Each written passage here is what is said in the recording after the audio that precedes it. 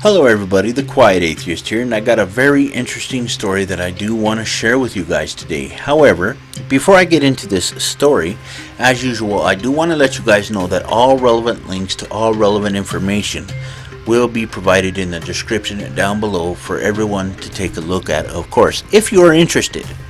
The next thing that I wanted to talk about real quick is this video. Now, this particular video in question is basically going to be the first of its kind. And the reason why I say that is because of the fact that I am literally taking it upon myself to read an entire story to you guys. Now, future videos like this will depend on the interest in this one. So please let me know what you guys think in the comment section down below. I would really appreciate that, and I thank you in advance. Now, this story that I'm sharing with you guys today is excerpted from the soul fallacy, what science shows we gain from letting go of our soul beliefs. That link will be in the description down below as well, so feel free to check that out when you have time to do so. Now, there are two quotes that I want to share with you guys. The first one is from Julian Moslino. Forgive me if I mispronounced your name. Trust science, not myth.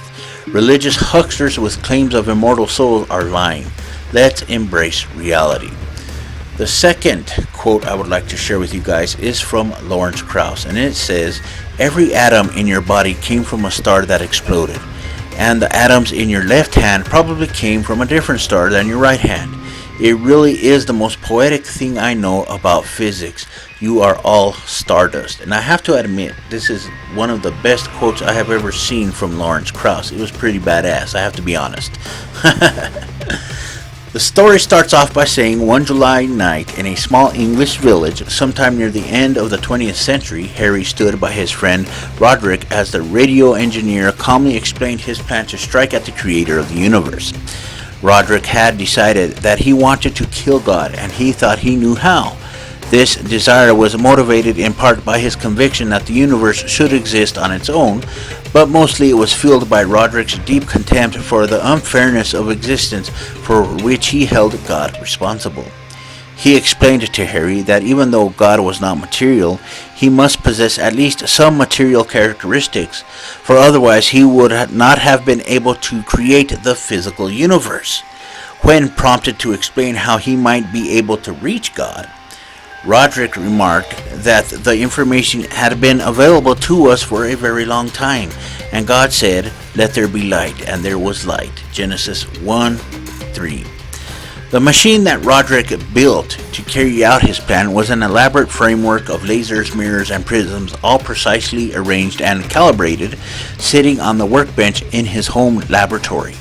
He reasoned that it should be possible to generate a self-sustaining pattern of light that would reinforce itself indefinitely, transcending space and time to reach the Creator, striking God with a deadly bolt of energy. The two men adjusted their goggles, and Roderick flipped on the switch. Through the dark lenses, they could make out the pattern of light in front of them as the beams followed their geometric paths. Gradually, the light intensified, and the brightness started to expand, swallowing the mirrors, the workbench, and the entire room. An instant later, the light was gone. "That's it," announced Roderick dryly. "God is dead." Harry looked around, and everything seemed perfectly normal. "Nonsense," he snarled. Roderick then removed his goggles to inspect the room, and it was at that moment that the truth was revealed to Harry. He saw his friend's empty eyes. Roderick had indeed killed God, and in the process he had destroyed every living creature's soul. Life went on, and the vast clockwork of the universe continued to tick according to the mechanical laws. But all you had to do now was look into people's eyes to realize that they were all dead inside. There was no beauty, no meaning, no inner life. This is what God supplied when he was alive. After all, reflected Harry, and now it was all gone, basically. This is a summary of the short story called The God Gun by science fiction author Barrington Bailey, which was written in the early 1970s. Today, in spite of considerable advances in technology, most people would find Roderick's quest futile and hopelessly simple-minded. to say nothing of its evil nature. But Bailey's story remains powerful because most of us share his intuition that human beings are more than mere collections of physical parts. There must be something else in addition to the atoms and cells that make up our bodies, an essence, a spirit, something precious and beautiful, in short, a soul. This intuition is deeply rooted in the human psyche and has been shared by people across cultures from antiquity to the present day. As Mark Baker and Stuart Goetz observed in their book, The Soul Hypothesis, most people at most times, in most places, at most ages, have believed that human beings have some kind of soul. This intuition also plays a central role in most religious doctrines. Pope John Paul II famously articulated the idea in a message delivered to the Pontifical Academy of Sciences in October of 1996, in which the Holy Father declared that the human body might originate from pre-existing living matter, but the spiritual soul is a direct creation of God. Explaining the mind as a product of evolution, claimed the Pope, was incompatible with the truth about man. Belief in the soul is also very much alive in North America culture today, as the results of numerous polls demonstrate. In my own interviews of college students enrolled in upper-level undergraduate psychology classes like the ones I regularly teach at Rutgers University, I have found that a majority of students also believe that they have a soul. That's more, these intuitions are constantly reinforced by a wealth of books, TV shows, movies, and pronouncements made by writers and gurus of all stripes who purport to have found convincing evidence for the existence of the soul. Belief in the immortality of the soul was even featured as the cover story of the October 15th, 2012 issue of the magazine Newsweek, with the title Heaven is Real, a doctor's experience of the afterlife. In sharp contrast to popular opinion, the current scientific consensus rejects any notion of soul or spirit as separate from the activity of the brain. This is what Francis Crick, co-discoverer of the structure of DNA, called the astonishing hypothesis. In Crick's words, you, your joys, your sorrows, your memories, and your ambitions, your sense of personal identity and free will are in fact no more than the behavior of a vast assembly of nerve cells and their associated molecules. Reflecting on what he calls the scientific image of persons, the philosopher Owen Flanagan stressed that we need to demythologize persons by rooting out certain unfounded ideas from the perennial philosophy. Letting go of the belief in souls is a minimal requirement. In fact, desouling is the primary operation of the scientific image. The weight of the scientific consensus is distributed over many disciplines and includes, as we would expect, the sciences of the mind, psychology, neuroscience, cognitive science. Harvard psychologist Joshua Green summarizes the situation as follows. Most people are dualists. Intuitively, we think of ourselves not as physical devices, but as immaterial minds or souls housed in physical bodies. Most experimental psychologists and neuroscientists disagree, at least officially. The modern science of mind proceeds on the assumption that the mind is simply what the brain does. We don't talk much about this. However, we scientists take the minds of a physical basis for granted. Among the general public, it's a touchy subject. Thus, according to Green, science like Roderick's God gun has killed the soul, but scientists are reluctant to announce the news. The soul may indeed be a grand illusion, but it is a useful and comforting one. Open Pandora's box and we may be the ones, like Harry, looking into other people's eyes and discovering that everything has lost its beauty and meaning. The award-winning author Jared Diamond once remarked that science is responsible for dramatic changes to our smug self-image. Astronomy has taught us that our planet is not the navel of the universe. We learned from biology that we are not created by God but evolved alongside millions of other species. This book is about another seismic change in our self-image. Most people today believe that we have the bodies of beasts and the souls of angels. Science tells us otherwise. In the pages ahead, I will take you on a tour of history, philosophy, and science to show you that the soul, like geocentrism and creationism, is a figment of our imagination, and I will try to explain to you what gives rise to the illusion. Modern astronomy and the theory of evolution did not precipitate the end of the world. They are unmistakable signs of progress. Likewise, I will show you that in spite of repeated claims to the contrary, we lose nothing by letting go of our soul beliefs, and better, that we even have something to gain. It is the empowering conclusion that what I want to leave you with as you reach the end of this book. The Ghost in the Machine. In a 1999 Edge debate featuring the biologist Richard Dawkins and the psychologist Steven Pinker, titled "Is Science Killing the Soul?", Dawkins pointed out that the word soul has different senses. One is the traditional idea that there is something incorporeal about us, that the body is spiritualized by a mysterious substance. In this view, the soul is the non-physical principle that allows us to tell right from wrong, gives us our ability to reason and have feelings, makes us conscious, and gives us free will.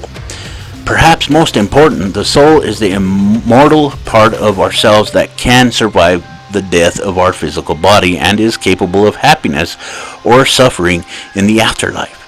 This is the soul that this book is about. It is the soul that captures the imagination of a majority of our population. Here's what some of the students I interviewed wrote about.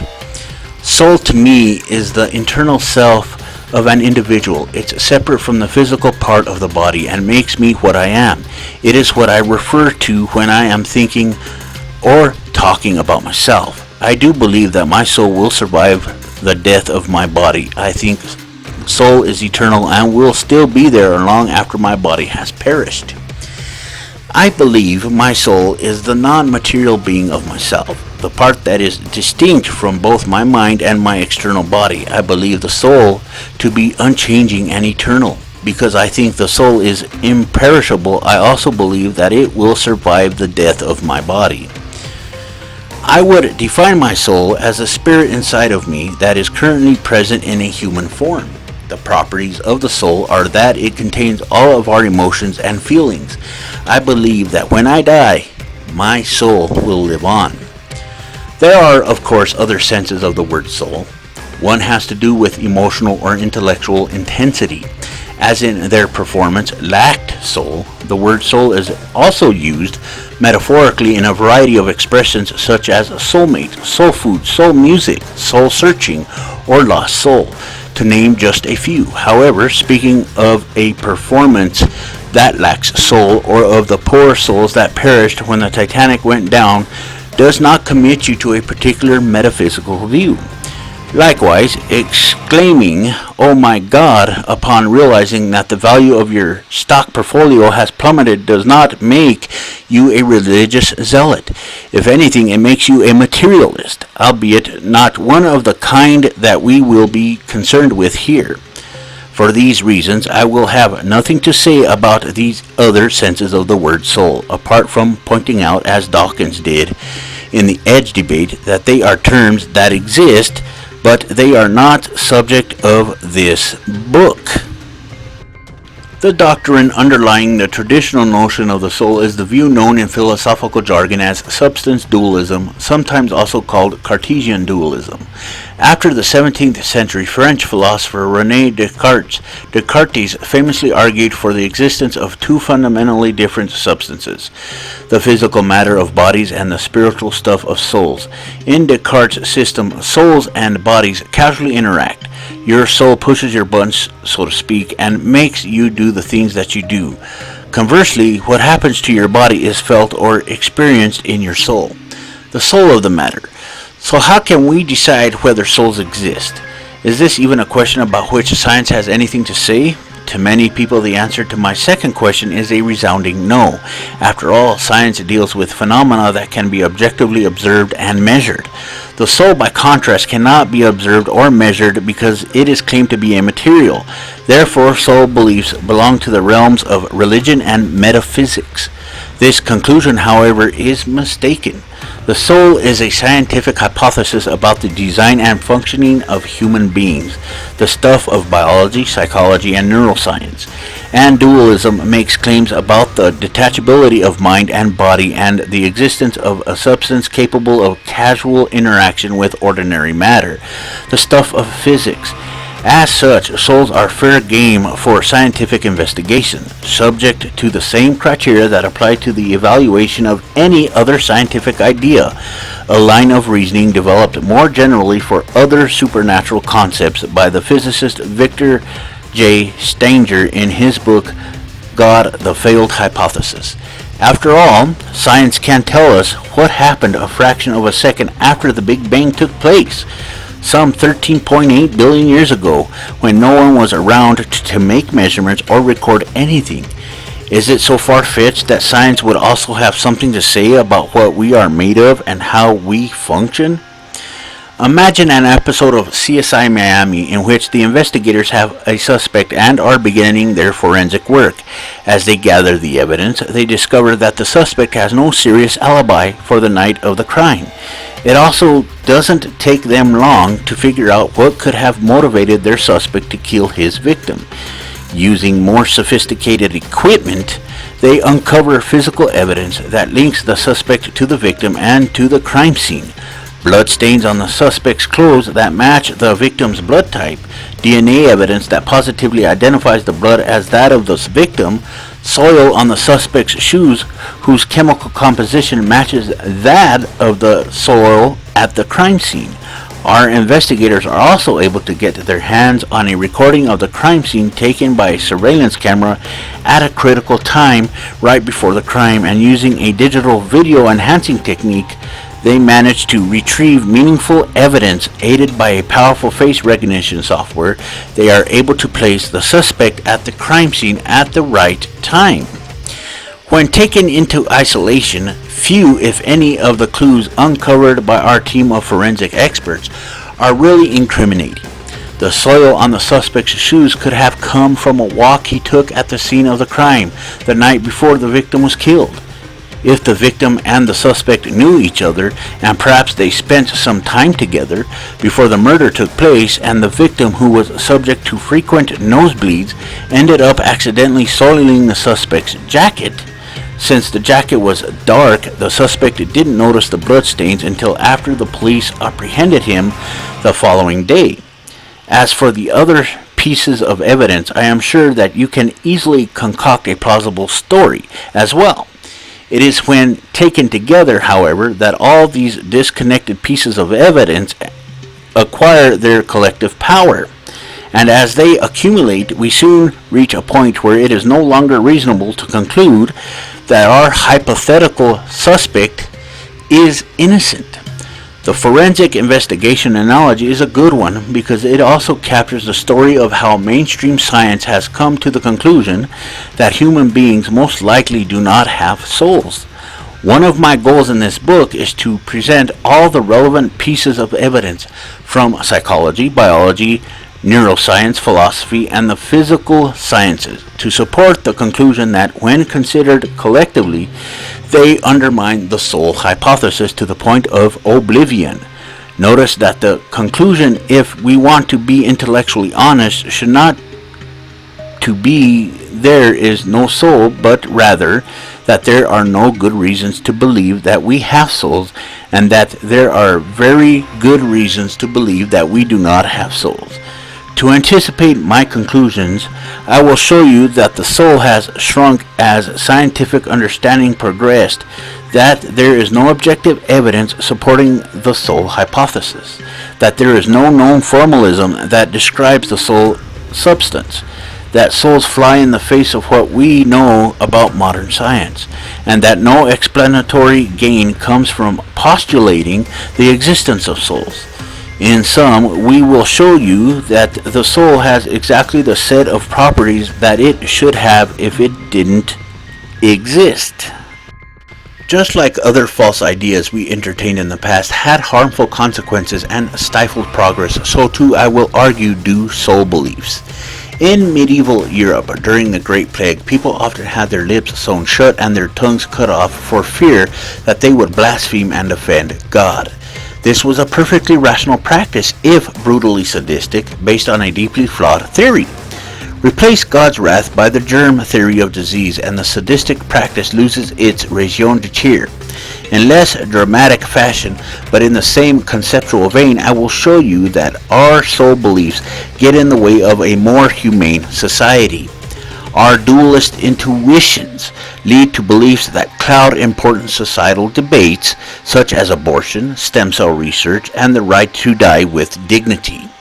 Our intuitive notion of justice, and therefore our entire criminal justice system, which is unusually harsh and biased in the United States, as we will discover, may also be premised on dualistic assumptions. These enormously important issues that we face as a society should be approached armed with the best knowledge we have, not with traditional ideas that have no scientific credibility.